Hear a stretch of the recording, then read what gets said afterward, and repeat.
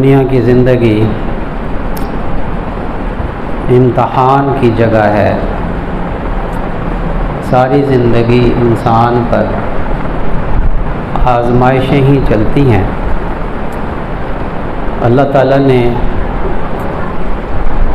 ہمیں اس دنیا کے اندر تھوڑی زندگی دے کر بھیجا ہے اور ایک پرچہ ہمیں دے دیا ہے کہ اس پرچے کو حل کر لو عملی طور پر۔ کچھ پرچے میں کچھ زبانی چیزیں ہیں، کچھ عملی چیزیں ہیں اور کچھ کا تعلق دل کے ساتھ ہے۔ اس پرچے کو حل کرنے کے لیے اللہ نے ہمیں اس دنیا میں بھیجا ہے۔ یہ آزمائش کی جگہ ہے، یہ مصائب کا گھر ہے۔ انسان کے اوپر صبر کا امتحان زیادہ ہوتا ہے۔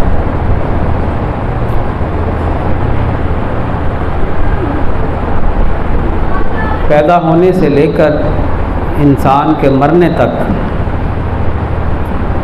طرح طرح کی تکالیف سے انسان کو گزارا جاتا ہے۔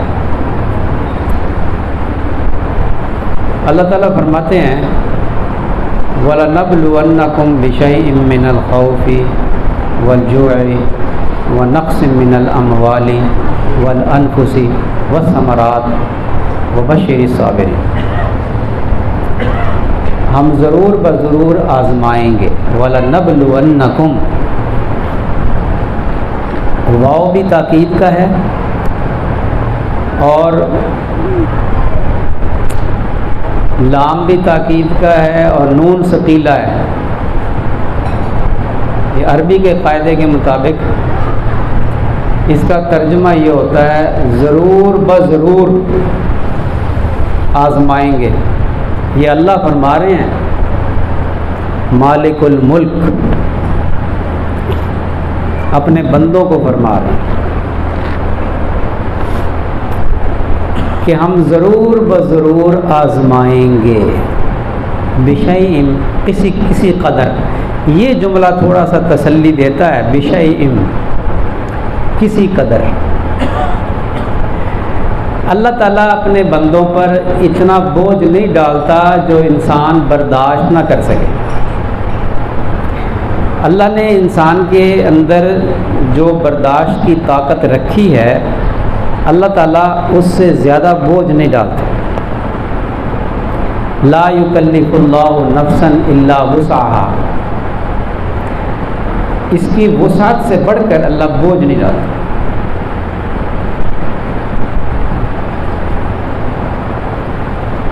جتنی بھی تکالیف انسان کے اوپر آتی ہیں، ان میں سے کوئی تکلیف بھی ایسی نہیں ہوتی جو انسان برداشت نہ کر سکتا ہو، ورنہ اللہ حکم نہ دیتا برداشت کا اور صبر کا۔ کوئی حکم اللہ ایسا نہیں دیا اللہ نے کہ جو انسان کر نہ سکتا ہو۔ اور پھر جتنی جس کے اندر اللہ نے طاقت رکھی ہے، اس کی مناسبت سے اس کے اوپر اللہ آزمائشیں ڈالتا ہے۔ سب سے زیادہ آزمائشیں انبیاء علیہ السلام پر آئیں۔ انبیاء علیہ السلام میں اللہ تعالیٰ نے سب سے زیادہ قوت رکھی تھی، روحانی قوت سب سے زیادہ رکھی انبیاء علیہ السلام۔ سب سے زیادہ ان کو ستایا گیا۔ اور پھر انبیاء علیہ السلام میں سب سے افضل نبی وہ سید المرسلین، خاتم الانبیاء، محبوب رب العالمین حضرت محمد صلی اللہ علیہ وسلم ہیں۔ آپ علیہ السلام نے فرمایا کہ جتنا مجھے ستایا گیا کسی کو نہیں ستایا گیا، جتنا میں ڈرایا گیا کسی کو اتنا نہیں ڈرایا گیا۔ سارے نبیوں کے سردار سب سے زیادہ ستائے گئے۔ اللہ، اور جو صبر ہے وہ اصل میں غیر اختیاری فعل پر ہوتا ہے۔ کچھ تو اختیاری بھی ہیں، لیکن 3 قسم کا صبر ہے، صبر کی بھی قسمیں ہیں، لیکن ہم جس صبر کی بات کرتے ہیں وہ کرتے ہیں مصائب پر صبر، مصائب پر صبر، ہم اس کی بات کرتے ہیں۔ بیمار ہو گیا انسان، اب بیماری تو انسان کے اختیار میں نہیں ہے نا، اختیار میں کیا ہے؟ اس بیماری میں صبر کرے، اس صبر پر اللہ اجر عطا فرماتے ہیں، اس صبر پر اللہ وہ اجر عطا فرماتے ہیں جو انسان کو نمازوں سے حاصل نہیں ہوتا۔ تو انبیاء علیہ السلام سے صبر کروایا گیا، ان پر مصائب ڈالے گئے، اور پھر ان کو اللہ تعالیٰ شانہ نے روحانی ترقی عطا فرمائی۔ معلوم ہوتا ہے کہ اعمال کے اندر وہ طاقت نہیں کہ جو اللہ سے جوڑ دے اتنا جتنا مصائب پر صبر جوڑتا ہے انسان کو اللہ سے، کہ اللہ نے نبیوں کو بھی مصائب ڈال کر صبر کی توفیق عطا فرمائی اور پھر وہ مقام اور رتبہ عطا فرمایا۔ ایک بزرگ تھے، آنکھوں سے نابینا تھے، ہاتھ پاؤں سے معذور تھے،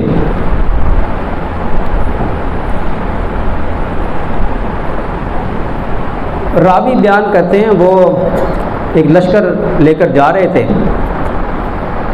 عبداللہ نام تھا، تو صبح کے وقت سمندر کے کنارے چہل قدمی کر رہے تھے،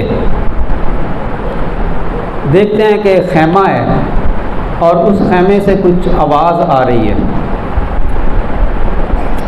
یہ قریب گئے تو دیکھا کہ ایک شخص ہے جو نابینا ہیں اور ہاتھ پاؤں سے بھی معذور ہیں، اور وہ اللہ سے مناجات کر رہے ہیں۔ کیا مناجات کر رہے ہیں؟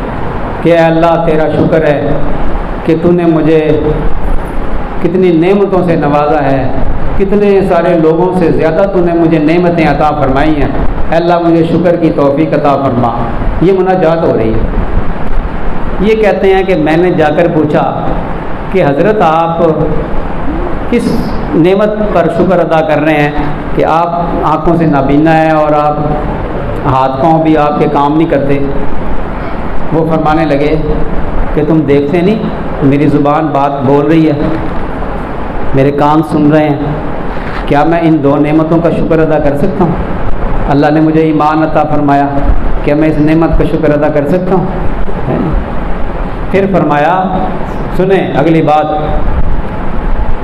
پھر فرمایا کہ میرا ایک بیٹا ہے، بچہ ہے، وہ میری خدمت کیا کرتا ہے اور وہ 3 دن ہو گئے کہیں لاپتہ ہو گیا، تو تمہارا بڑا احسان ہوگا مجھ پر اگر اس کو تلاش کر کے لے آؤ۔ یہ کہتے ہیں کہ میں تلاش کرنے نکلا، ڈھونڈتے ڈھونڈتے میں نے دیکھا کہ مٹی کے 2 تودوں کے درمیان ایک بچے کی لاش پڑی ہے، جس کو درندوں نے اور پرندوں نے جگہ جگہ سے اس کو بھمبوڑا ہوا ہے، اس کی لاش کو بھی کہولیے بگاڑ دیا درندوں اور پرندوں نے۔ وہ کہتے ہیں کہ میں سمجھ گیا کہ یہ انہی بزرگ کا بیٹا ہے۔ وہ آیا اور آ کر تمہید باندھی کہ کسی کو ایک اچانک خبر سناؤ نا تو اس کو صدمہ بہت زیادہ ہوتا ہے، تو پہلے گراؤنڈ بنائی، تمہید باندھی، تاکہ میں جب اصل خبر سناؤں تو ان کو صبر آ جائے۔ تمہید باندھ کر بتایا کہ جی آپ کے بیٹے کی تو لاش پڑی ہے وہاں۔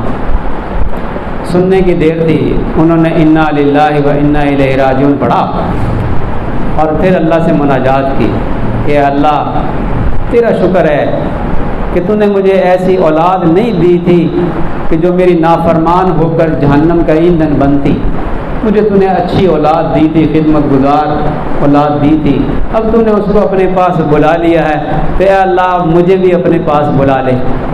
کلمہ پڑھا اور وہ بھی انتقال کر گئے۔ اب یہ دل کو چوٹ لگی اور رونا شروع کر دیا اس نے بھی۔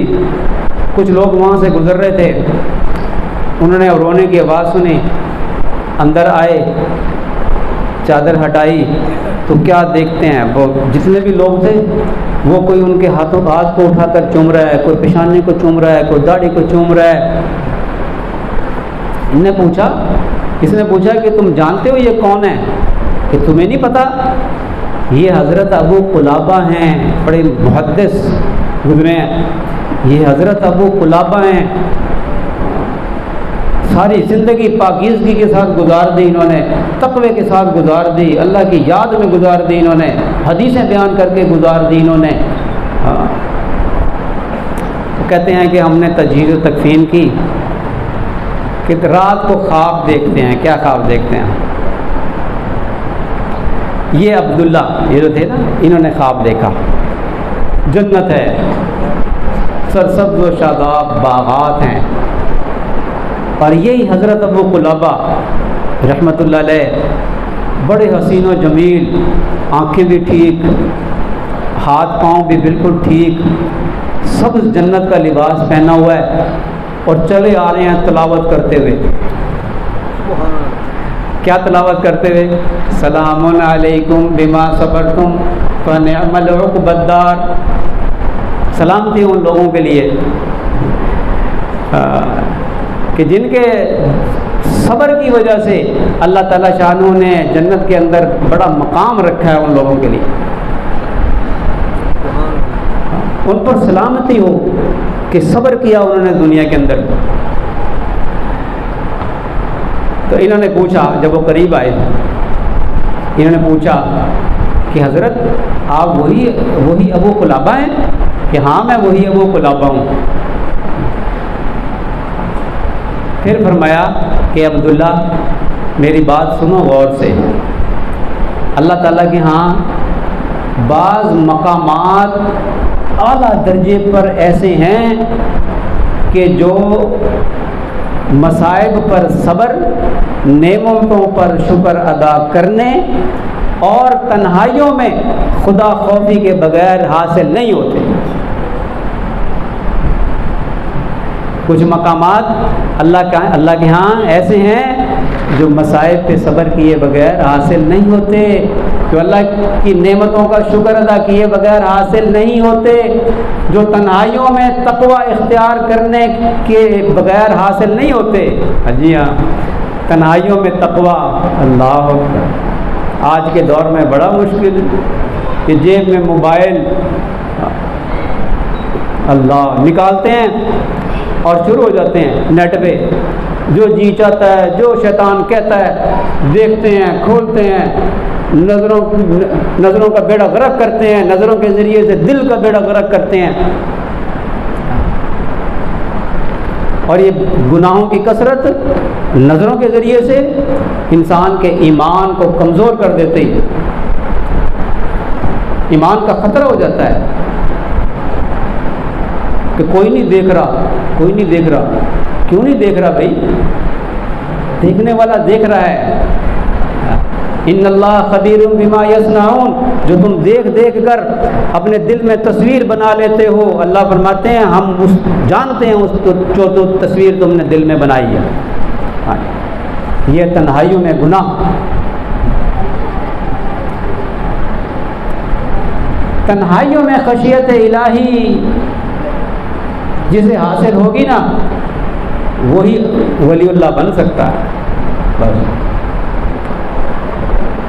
تنہائیوں میں گناہ کرنے والا کبھی اللہ والا نہیں بن سکتا، کبھی اللہ والا نہیں بن سکتا۔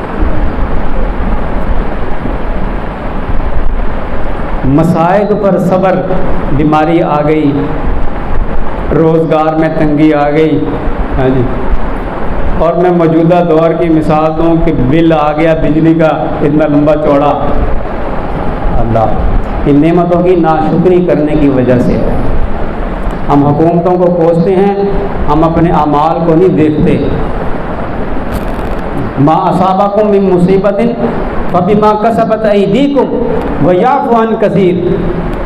اللہ فرماتے ہیں کہ جو تم پر مصیبت آتی ہے، یہ جو اتنے بل آ رہے ہیں، یہ مصیبت ہے، یہ تمہارے اپنے ہاتھوں کی کمائی ہے۔ ہم نے تمہیں نعمتیں دی، تمہیں مہلت دی، تم نے ناشکری کی، تم نے بے صبری کا مظاہرہ کیا، اب بھگتو۔ اور اللہ فرماتے ہیں ہم بہت سے گناہ وَيَعْفُ عَنْ كَثِيرٍ، بہت سے گناہوں کو تو ہم ویسے ہی معاف کر دیتے ہیں۔ اگر سارے گناہوں پہ اللہ پکڑنے لگ جائے نا، کوئی نہ بچے ہم میں سے۔ بہت سے گناہوں کو اللہ معاف فرما دیتے ہیں۔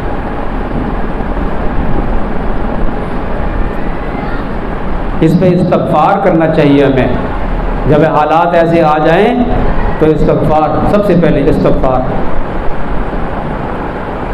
حضرت نوح علیہ السلام نے اپنی قوم کو فرمایا تھا، فَقُلْتُ اسْتَغْفِرُوا رَبَّكُمْ إِنَّهُ كَانَ غَفَّارًا۔ اے اللہ، میں نے ان کو یہ کہا اپنی قوم کو کہ تم استغفار کرو، اپنے گناہوں کی معافی مانگو اللہ سے، تو اللہ تعالیٰ غفار ہے، بہت زیادہ مغفرت کرنے والا ہے۔ اور آگے اور بات بھی فرمائی تھی، یہ جو تبلیغ والے کہتے ہیں نا کہ اللہ تعالیٰ برکت دے گا، اللہ تعالیٰ دین پہ عمل کریں گے نا، اللہ دونوں جہانوں میں کامیاب کرے گا، یہ اپنے پاس سے بنی ہوئی بات نہیں ہے، یہ حضرت انبیاء علیہ السلام کی دعوت ہے۔ یہ اپنی قوم کو فرمایا کہ جب تم استغفار کرو گے نا، یرسل السماء علیکم مدرارا، اللہ تعالیٰ آسمان سے بارش نازل کرے گا تمہارے لیے، تم استغفار کرو گے اللہ بارش نازل کرے گا۔ وَيُمْدِدْكُمْ بِأَمْوَالٍ وَبَنِينَ، اللہ تمہیں مال کی سے بھی مدد کرے گا اور اولاد سے بھی مدد کرے گا، بیٹوں سے بھی مدد کرے گا۔ ہاں جی، یہ جو کہتے ہیں نا تبلیغ برکت ہوگی، اللہ تعالیٰ برکت دے گا، تم قربانی کرو، نکلو اللہ کے راستے میں۔ تو انبیاء علیہ السلام حریص ہوتے ہیں اپنی امت پر، تو ان کو یہ کہا کہ اگر تم اس وجہ سے تم ایمان نہیں لاتے تو سن لو کہ استغفار کرنے سے اللہ تعالیٰ شانو تمہاری یہ دنیا کے مسئلے بھی حل کرے گا، تمہیں مال بھی دے گا، تمہیں اولاد بھی دے گا، تمہیں باغات بھی دے گا، تمہارے لیے نہریں بھی جاری کرے گا۔ وَيَجْعَلْ لَكُمْ جَنَّاتٍ وَيَجْعَلْ لَكُمْ أَنْهَارًا، کہ تم آؤ تو صحیح، اس طرف آؤ تو صحیح۔ میں نے دن میں بھی اللہ ان کو دعوت دی، میں نے رات کو بھی ان کو دعوت دی، میں نے ان کو پکار کر بھی دعوت دی، میں نے ان کو خفیہ طور پر بھی دعوت دی۔ کیا مطلب کہ اللہ میں نے اعلان کر کے بھی دعوت دی، میں ان کے پاس جا کر ان کو سمجھاتا تھا، میں نے گشت کر کے بھی ان کو دعوت دی، میں نے عمومی دعوت بھی دی، میں نے خصوصی دعوت بھی دی۔ سارا پڑھ کے سورہ نوح پڑھ کے دیکھ لیں، ساری تبلیغ کے اصول بتائے ہوئے ہیں۔ عمومی گشت بھی کیا میں نے، خصوصی گشت بھی کیا، پڑھ کے دیکھ لیں۔